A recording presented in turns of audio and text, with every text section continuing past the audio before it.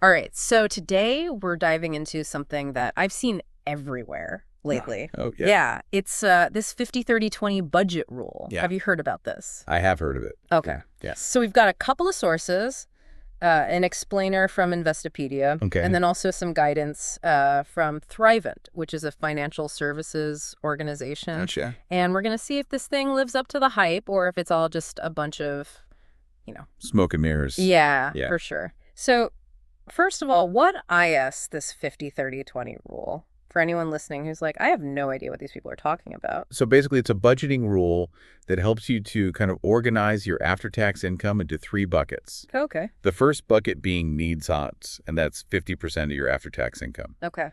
The second bucket is wants, and that's 30%. Okay. And then the last bucket is savings, and that's 20%.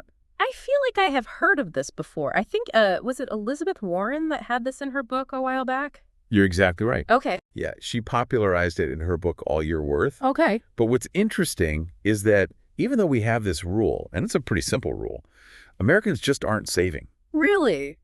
Yeah. So according to Investopedia, as of June 2024, the average personal savings rate was only 3.4%. That's terrible. Yeah, that's not good. Wow. No. Okay, well, let's break these down a little bit further. So you Okay. said 50% is needs. What falls into that? So needs are basically the essentials. Okay. So everything you need to survive and kind of like meet your basic financial obligations. So things like rent or mortgage, and then Right. utilities, groceries, transportation. Exactly. All that stuff. Yep. And don't forget your minimum debt payments. Right. We're going to talk about debt management a little bit later. Yeah. But for now, just remember that only the minimum payments go into the needs bucket. Okay, that makes sense. Yeah. But what if someone's like, my needs are way more than 50%? Like, what do they do? Well, that's probably a sign that you need to analyze your expenses a little more. Maybe try and downsize or find some creative ways to cut back. So, like, really look at that and be like, okay, do I really need all this? Yeah. All right, well, let's move on to the fun stuff. Okay. The wants, 30%. Yes. This is where you get to enjoy the extras in life. Okay, so give me some examples. Yeah. So think of things like dinners out with friends versus cooking at home. Okay. Or like getting the latest gadget versus using what you already have. I saw that Investopedia talked about choosing a Mercedes over a Honda, but I feel like that's tricky. Like, isn't a car sometimes a need? That is a very valid point. Yeah. Sometimes your car can be a need. Like, what if you have to drive a lot for work or for family and you need something reliable? Yeah, these categories are not always black and white. Okay. You have to think about your situation. So you really got to look at it and think, okay, is this actually a need or is this actually a want? Exactly. Okay, so 20% savings, that's the last one. What's so important about that? Yes. So this is where we start thinking about the future, and the future can be short-term and long-term. Yes. Short term, you want to think about things like building your emergency fund. Oh, that's important. Yeah. Nobody wants to be caught without that. Exactly. And then for the long term, we're thinking about things like retirement or maybe saving for a house or education or even leaving a legacy behind. Thrivent actually had this cool saying. Oh, yeah. Yeah, they called it giving every dollar intention, which I thought was really, I like that. yeah, Yeah. it's really cool. And it's true. It's like instead of just having leftover cash, you're saying like, okay, this is intentional. This is going towards this. Exactly. Okay, so I'm starting to see why this rule is so popular, but how does it actually work? Like, what are the benefits of using this? Well, one of the benefits is that it's really simple. Okay. You don't need to do any complex calculations. Yeah. You just understand those percentages and apply them to your income. And it seems like it's good for like balanced money management. Yes, that's You're all. not just like blowing it all on one thing. Yeah, you're not just spending all of your money on needs or all of your money on wants. Yeah. It's really balanced. Okay. And the other benefit of this is that it helps you build good habits. Okay. How so? Well, consistently allocating that 20% to savings really helps you automate good financial behavior. Like you don't even have to think about it. Exactly. And both of our sources mention that you should be automating your savings. Oh, interesting. Yeah, so set it and forget it. So just set up an automatic transfer. Exactly. Okay. So you don't even have to think about it. Exactly. That's nice. Yeah, and the other thing that Thrivent talked about is consistency. Oh, okay. It's not a one-time thing. This is something that you have to do all the time. Make it a habit, not just Yeah. a one-off thing. Yeah, and Investopedia gave us an example of this with a recent college grad named Bo. Okay. And they started their first job, and they were using this budgeting method. Okay. So tell me about Bo. Yeah, so Bo analyzed their spending, Okay. and they even got a promotion later on Yeah, so they had to adjust their budget, Right. and they were able to kind of prioritize their financial well-being throughout their whole career. I did notice that they focused a lot on retirement, but what about other goals like buying a house or paying off student loans, things like that? Yeah, that's a great question, and that leads us into whether or not this rule is right for everyone, because it does have its limitations. Okay, let's talk about that. What makes it not perfect for everybody? Yeah, so both of our sources said that there are some limitations. Okay. One being that it can be really tough if you have a high cost of living What? or if you have a very low income. Right, because then those percentages get all messed up. Exactly. Okay, And Thrivent said that there's no one perfect budget, right. so you really have to align it with your circumstances and your goals. Yeah, figure out what works for me, what actually makes sense in my life. Exactly. Okay, so this is interesting. Yeah. I think we need to dive into some more of those limitations and those workarounds. Because it sounds like there are some things that, might need a little bit of tweaking. Yeah, for sure. Okay, well, let's take a break. And then when we come back, we'll dive into all that stuff. Sounds good. Okay, so we're back talking about the 50-30-20 budget rule. Yes, we are. And we were talking about those tricky situations where those percentages might not work for everybody. Like if you live in New York City or something and, you're just getting killed with rent Yeah. or you're just not making a lot of money. And it's like, how am I supposed to save 20%? Yeah, for sure. So let's talk about some practical tips for making this work. Okay, I'm ready. So one of the first things that both of our sources mentioned was tracking your expenses. Oh, yeah. You can't just jump into this rule without knowing where your money's going. Yeah, that makes sense. But I feel like sometimes tracking every little thing can be so overwhelming. Yeah, it definitely can be. But do I really need to log every cup of coffee? No, you don't have to be a robot about it. Um, Investopedia said you should track your spending for a couple of months just to get a good picture. Oh, okay. And you can use whatever method works for you. So like an app or a spreadsheet or even just writing it down. Exactly. Okay, so it's more about figuring out those big areas where you might be overspending. Exactly. Okay, and then Thriven mentioned something that I thought was really interesting. Oh, yeah. Yeah, they said you really need to understand your income, like your after-tax income.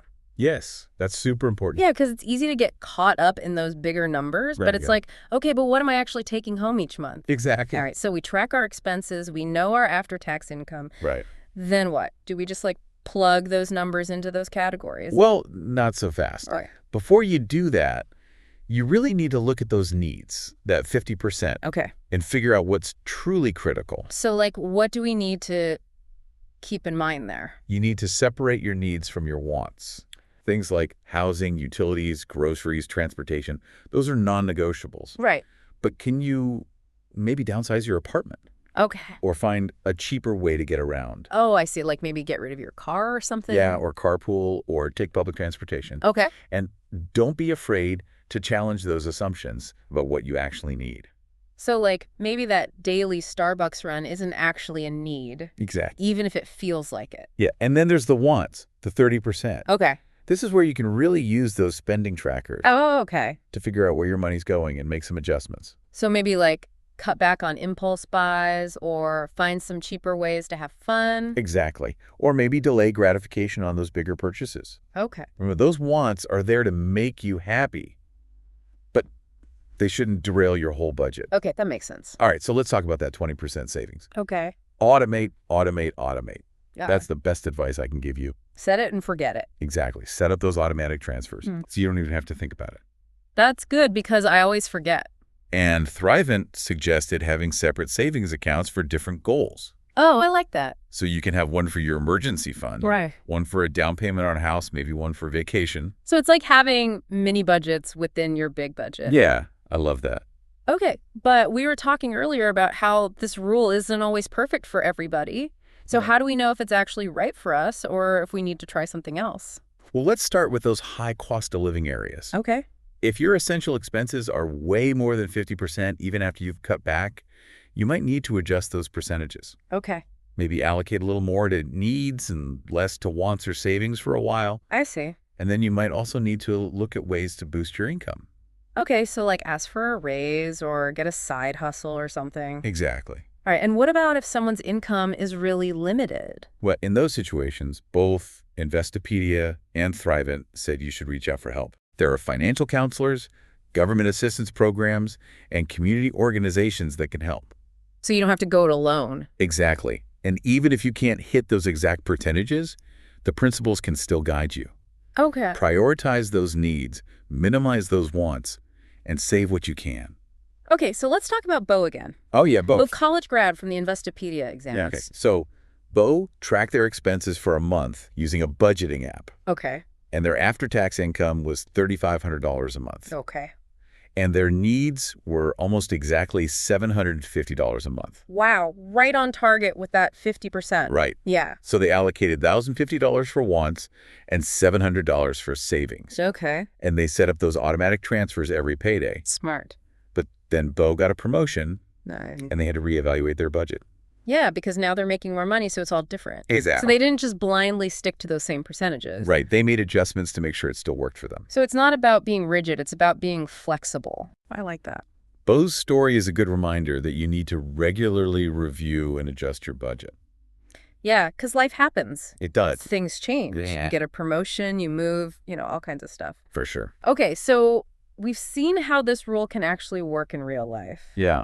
Are there any other drawbacks or things that we should know about before we move on? Well, one thing is that it might oversimplify things like debt repayment. Oh, yeah, we were talking about that earlier. Like, what if you have a ton of credit card debt or something? Right. You might need to put more than 20% towards debt, even if it means saving less for a while. Okay. It's all about prioritizing. Okay, what else? And it also doesn't really count for irregular expenses. Oh, yeah, like those random things that pop up. Exactly, like car insurance or holiday gifts or home repairs. Ugh, those are the worst. So you got to plan for those too. So maybe set aside a little extra each month just in case. Exactly. Okay, so how do we know if this 50-30-20 rule is actually right for us? Well, you have to think about your financial priorities and your spending habits and your goals. Okay, If it all aligns with this framework, then great. but if not? Then there are other budgeting methods out there. Okay, so we don't have to feel stuck with this one if it's not working. Exactly. Okay, good. And it's okay to ask for help if we need it. Oh, absolutely. Like talk to a financial advisor or something. Yeah, they can give you personalized advice. All right, so let's recap what we've learned so far. Okay. We know that the 50-30-20 rule is a simple way to budget. Yep. 50% for needs, 30% for wants, and 20% for savings. Exactly. We talked about tracking expenses, understanding our after-tax income, and prioritizing those needs. Right. And being aware of those sneaky wants that pretend to be needs. Oh, yeah. Like my Starbucks addiction. Exactly. And we talked about managing those wants, automating our savings, and having those separate accounts for different goals. Yep. But it's important to remember that this rule is a guideline, not a hard and fast rule. Right. And we might need to adjust it based on our situation. For sure. And we talked about some of the drawbacks like debt repayment and irregular expenses. Yeah. But the main thing is to find a system that actually works for you. Exactly. Okay, so we've covered a lot of ground here, but there's one more thing that we need to talk about. Okay, what's that? Those limitations that we were talking about earlier. Right, like high cost of living areas and low income situations. Exactly, because those are the times when this rule can feel really daunting. Yeah, for sure. So I think we need to dive a little deeper into those and see if we can find some solutions. Okay, let's do it. All right, so when we come back, we'll tackle those challenges head on. Sounds good. Okay, so we're back and ready to tackle those situations where the 50-30-20 rule might feel a little impossible. Right, like those places where the rent is just astronomical or when you're dealing with a really tight income. Exactly. I mean, how can anyone realistically save 20% when they're barely making ends meet? Yeah, it's tough. And both Investopedia and Thrivent said that you might need to make some adjustments. Okay, so does that mean we just abandon the rule altogether? Not necessarily. It's more about getting creative and remembering that it's a guideline, not a hard and fast rule. So, like, what kind of adjustments are we talking about? Well, if your needs are really eating up more than 50% of your income, even after you've cut back, then it's okay to tweak those percentages. So, like, maybe bump up the needs category and reduce the wants or savings for a bit. Exactly. It's about finding a balance that works for your current situation.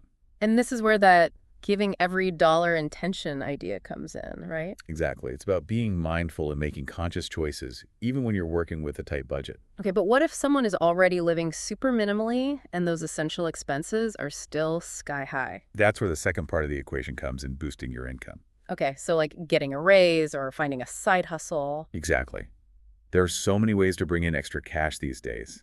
Yeah, like freelancing or teaching online courses or even driving for a ride-sharing service. Exactly. And even a small increase in income can make a big difference when you're trying to make this rule work. Okay, so it's not just about cutting back, it's also about finding ways to bring in more money. Right. It's a two-pronged approach. This is making me realize that this rule isn't just about following a formula, it's about being proactive and finding solutions. I love that it's about taking control of your finances and not letting them control you. Okay, so we've talked about those high cost of living situations, but what about when income is really limited, like due to unemployment or underemployment? Yeah, those are tough situations. Okay. And both sources emphasize the importance of getting support.